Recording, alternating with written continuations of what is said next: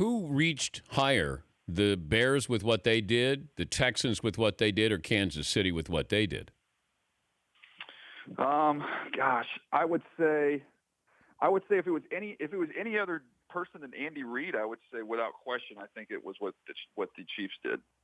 I've said about Mahomes throughout this whole process, the only quarterback that's ever functioned primarily out of the structure of the offense and had long-term success in the NFL is Brett Favre. Now, was he a unicorn? I mean, is that a one-time only deal? Yeah. Well, I don't know, but now you've got him in a building with John Dorsey and with Andy Reid, who had a front row seat for Brett Favre. So if any organization can figure this thing out with Mahomes, and I still think it's a 2-year process to get him on the field, he's in the perfect place. But you get a quarterback. You're not asking the quarterback to sort of fit in with your system. If you have a quarterback like that, you almost have to have a system that fits in with him, don't you?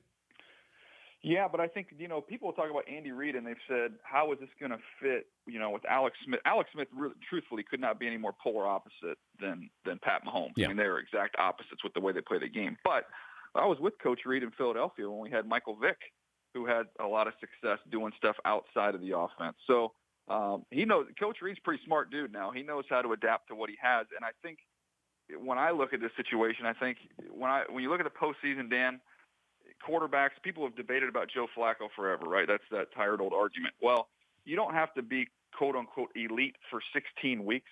We just need a guy with a high enough ceiling, like a postseason pitcher that can get hot and win us a championship. But you have to have that high ceiling. Alex Smith doesn't have that. He's going to get you a bunch of regular season wins. He might sneak out a playoff win or two. But in those, as you go through the playoffs, there's some of those rare throws you have to make. You got to take chances. You got to be aggressive, and you got to have the tools to do it.